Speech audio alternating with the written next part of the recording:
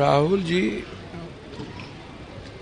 जो लगातार बिहार और देश की चिंता कर रहे हैं, गरीबों की चिंता हो रही है, बिहार की जो दुर्गति सभी लोगों ने किया है, तो एकमात्र विकल्प है कांग्रेस।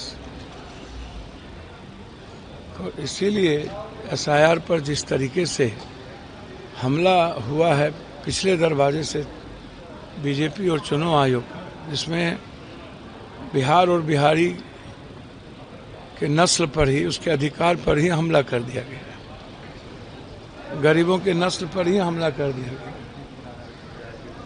तो इसीलिए राहुल जी लगातार 10 तारीख से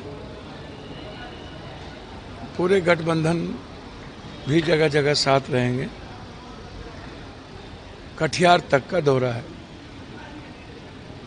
कि हम किसी भी कीमत पर गरीब की आवाज़ को दबने नहीं देंगे, उसके अधिकार को छीनने नहीं देंगे, और जो पिछले दरवाजे से बीजेपी सत्ता में आना चाहती है उसको हम आने नहीं देंगे। सर 8 तारीख को अमित शाह का यात्रा फिर से एक बार बिहार में आ रहे हैं सर।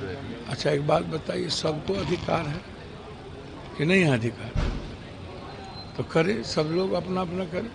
चुनाव के वर्ष में इनको पुनौरा धाम याद आता है, तो हम लोग यही सियाराम तो कर रहे थे। चुनाव में इनको पुनौरा धाम याद आता है, अगला चुनाव में इनको राम याद आ गया, इस चुनाव में इनको सीता याद आ गया। खत्म कर लिया है इलेक्शन कमीशन, सूप बाजत अब बाजत चलनियों बाज है। अब नोटिस भी आप पहले ही बीजेपी के प्रवक्ता जो बोलते हैं वो बाद में आप भेज देते हैं, ये तो गलत है, ये सही नहीं है। नोटिस भेजा है, क्या कहेंगे? नीचे करो थोड़ा लोगों को। जी, इलेक्शन कमीशन ने तेजस्वी यादव को नोटिस भेजा है सर, कारण बताओ नोटिस। अब देखिए, एक बात हम आपको पूछ रहे हैं, इलेक्शन कमीशन को कोई धंधा है? हैं? ये बीजेपी और मोदी जी, ये लोग इतना कंफ्यूजन पैदा करते रहते हैं, तब तो कोई बात नहीं। मिसटॉन्ग कहा जाता है ना कि बोलने के क्रम में कुछ चीजें हो, तो इलेक्शन कमीशन अलाउद्दीन के चिराग है, नोटिस भेज के कौन सी ये कर देंगे? हाँ? इलेक्शन कमीशन खुदे संदिग्ध कमीशन है।